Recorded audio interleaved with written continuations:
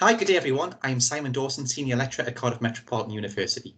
Welcome to my short interviews with industry specialists where I ask how they got into their field of work, the essential skills that they use, and any advice they can offer students during their studies or when they enter the industry.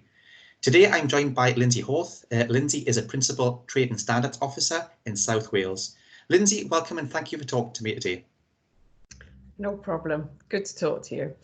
I'm Principal Trade and Standards Officer and I work for Newport City Council. I've been with Newport for, with Newport for a long time, but I've been doing this job for the last 10 years. I head up the animal health, food, feed and dog control team.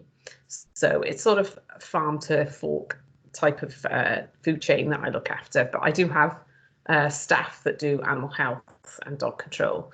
And I have a training standards officer that helps me with the food and the feed. So what I do is we look after the industrial side of food and feed manufacturing. And I go to myself and the training standards officer do factory inspections and inspections of distributors and anything that deals with trade to trade with food. So we look after the composition, the quality and the labelling of food. So we don't do food safety. The environmental health team do food safety, but the training standards team, we do look after food labelling, but we are also responsible for allergens and chemical contamination. So we look after everything, the whole of the process. So we do have to inspect to ensure that the due diligence is in place all the way through to make sure the product is what it says it is.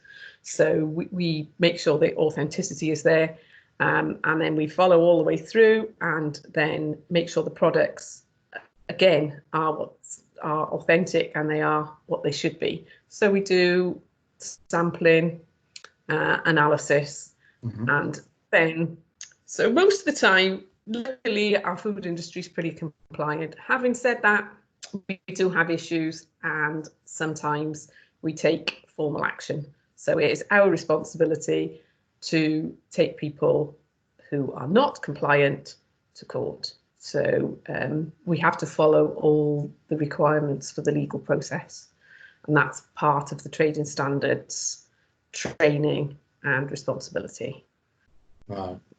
So you don't really have a typical day then, I wouldn't have said. We don't have a typical day. We don't have a typical day. We do have set inspection requirements. So the Food Standards Agency are the competent authority for food standards assessment, and we have targets and requirements to visit premises on a risk-based process that they set the targets for food and for feed. And so we don't have a typical day, but we do have set targets. So, but we also deal with incidents. So if you get those famous product recalls and products have to be taken off the shelves, then it's we have to go out and seize those products, or we have to make sure they're away from the consumers. So the whole part of the legal team within a local authority is public protection. So we are those police with the big sticks that to protect those consumers. So if they're not compliant, then we will go out and they will be compliant. So we were obviously involved in the horse meat scandal, and we have I would say we probably have 2 to 3 incidents a year within our manufacturing regimes within there, where we have to go and make sure that the recalls are all done properly and make sure that they have their systems in place. So recalls don't necessarily mean that the company will be prosecuted because something's gone wrong. It's only that they have to make sure they've done everything that they can to ensure that they comply with the legislation 178 to make sure they can undertake a product recall. So it doesn't necessarily mean that they get taken to court, but they've done everything that they can. Right. So it sounds quite a fascinating role that you've got there, how did you become a trading standards officer in the first place? Okay, well, it goes back a bit of a long way. I came to Cardiff, which was Cardiff Institute of Higher Education at that point, and I did bakery and confectionery first of all, and then I went on to do food technology. When I left college, I joined a biscuit company not far from where I live in Newport, and I was there in product development technical for 10 years. Then the Food Safety Act came in 1991, and this changed the way that enforcement was done, in that businesses had to have a quality system, had to have due diligence, and so the enforcement regime, particularly in trading standards, didn't have people who had any idea about food and food production and what was going to be acceptable and what isn't. So then that's when the job that I took on as a food standards officer came into being. So I left the food industry then, which was sad because I liked the food industry, but I was working 60, 70 hours a week at that point. And so I then joined the local authority as a food standards officer and covered Gwent County Council in those days, where we had about, I would say I had about 50 food manufacturing businesses that we looked after. Again, going in, doing inspections, but we also had a screening laboratory where we did sort of assessments, products, pictorial representation, labelling, looking at levels of alcohol in product. So we used to go around sampling in pubs and that sort of thing. And then again, follow up if anything was found to be incorrect. It followed up with formal samples in a formal manner, and then products taken off sale, and then several prosecutions. So that's where. And then in '96, it changed from Gwent County Council to Newport City Council. So I joined Newport. I then worked in the environmental health team, where I was doing some food hygiene inspections as well as some food standards inspections. Not easy to do both at the same time. And at that time, then I came back to Cardiff Met when I did my MSc in food science and technology on a part-time basis. So I carried on with that. And then I qualified then in 2001 with that. And in 2003, I went into the Food Standards Agency, where they were setting up a local authority liaison unit, where they were there was a requirement for them to audit local authorities against the framework agreement under the Food Standards Act to make sure that there is consistency and that everybody is enforcing and inspecting in a consistent and in a way. So I joined them. So I did the audits round Wales to all the different authorities. But then, unfortunately, the E. coli inquiry came, and so the audits were sort of suspended for a while that was working out. It was a difficult time. And I was also finding the commute to Cardiff. At that time, the motorway was in one lane and it was taking hours.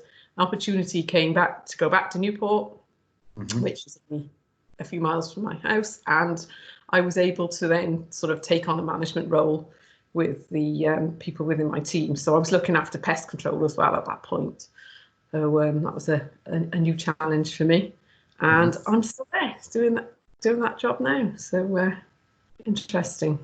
That's how it all came about. But within this role now, I have undertaken all my trading standards qualifications. I had to go back to the beginning and do all the legal stuff, and I had to do my weights and measures qualifications and all the requirements for that, which is like doing another degree.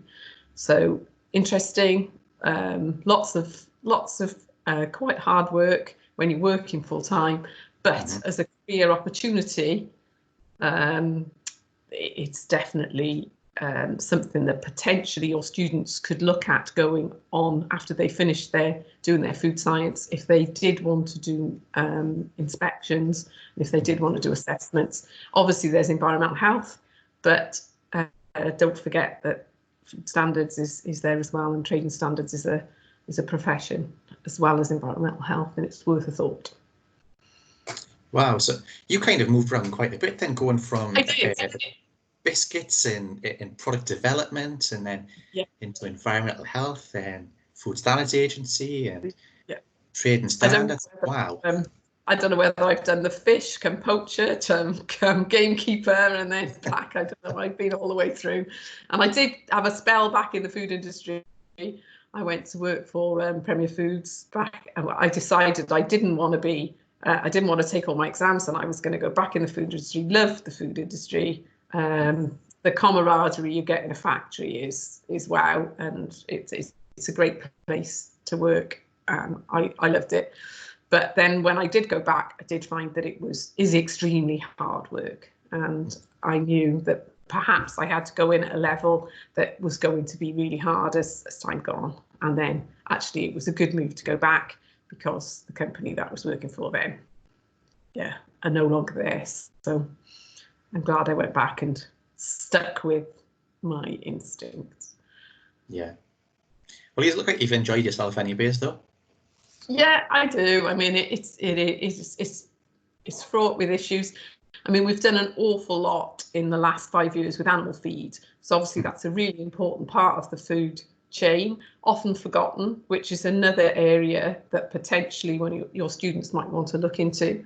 So we visit farms to make sure that the farmers are feeding their animals compliant feed, and it's got as much legislative requirements, if not more in some cases, for than food, because obviously you've got those animals, we're going to be consuming those animals, and you've got animal health considerations with lots of different diseases. So the big problem with foot and mouth, and so there are a lot of controls in place for feed.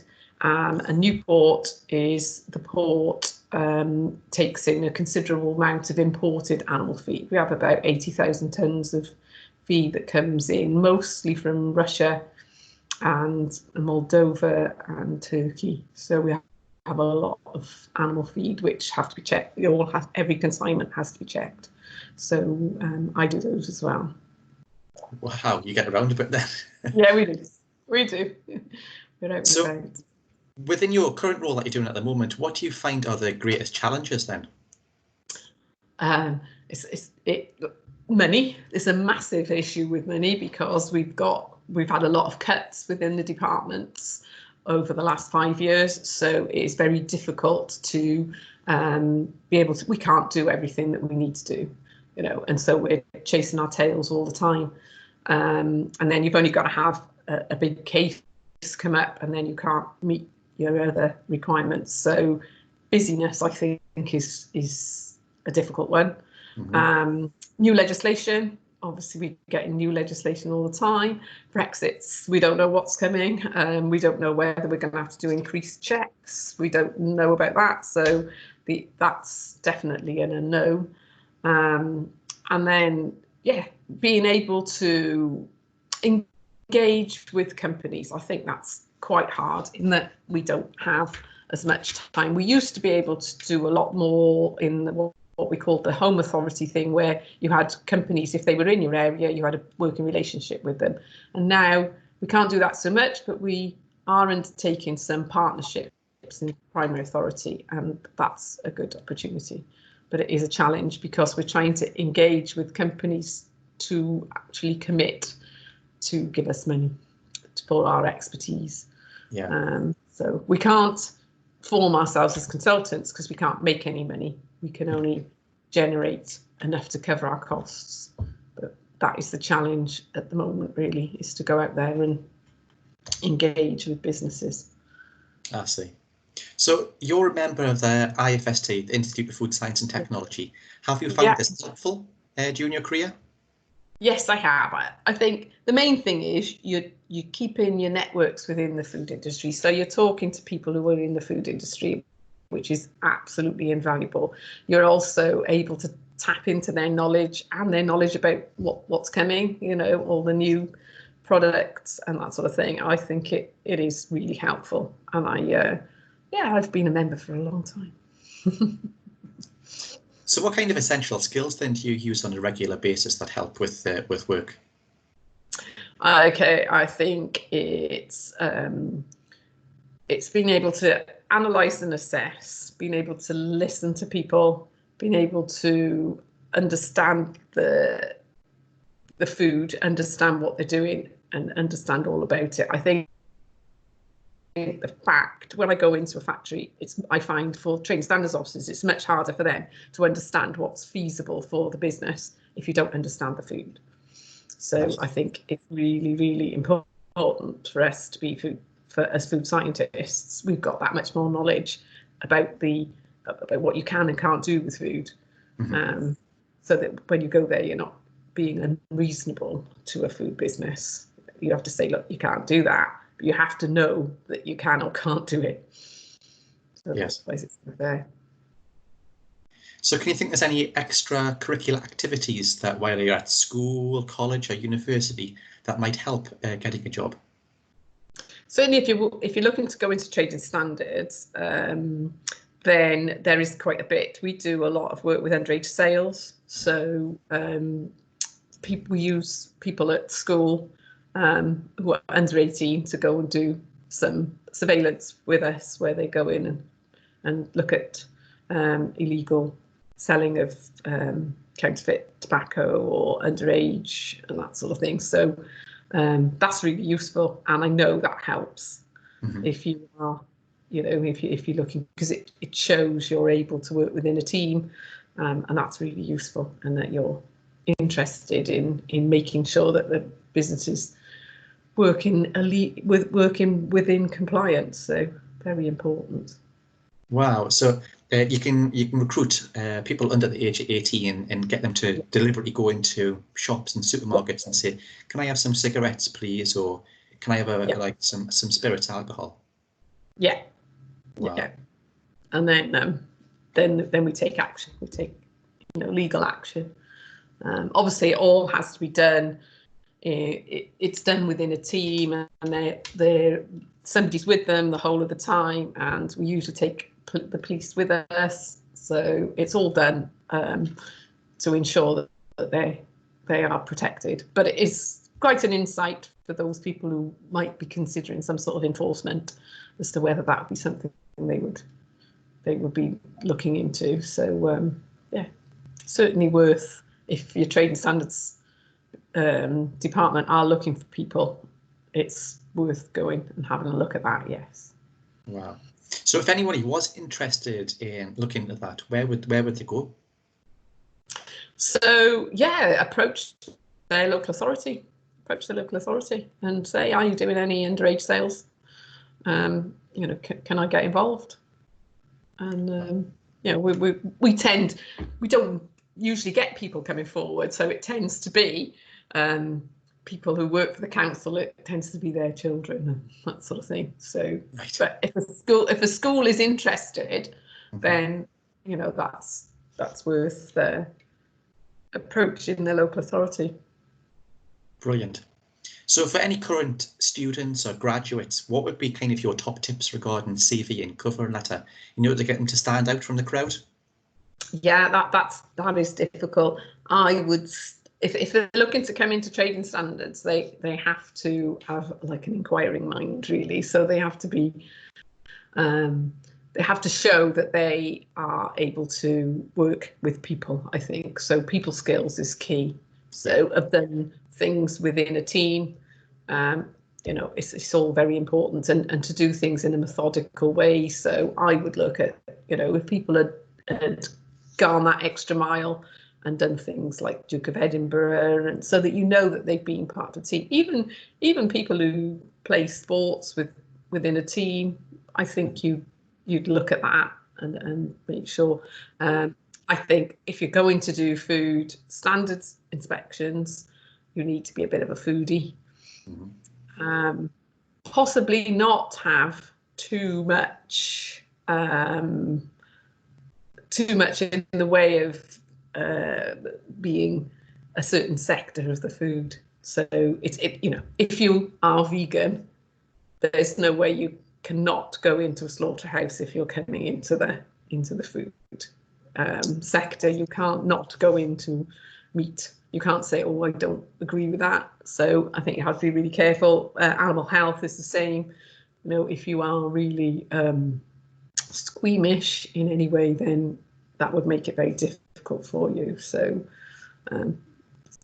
showing that you know, if you're going into looking at animal feed, if you come from a farming background or have done any work experience with animals, that would be really useful. Wow. Great. Well, Lindsay, thank you. It's been great talking to you today. I think you've given us some really good advice, especially for those that are interested or thinking about a career in trade and standards. So thank you. Take care, and I hope to talk to you again soon. Okay, that's good. Thank you, Simon. You take care too. Cheers.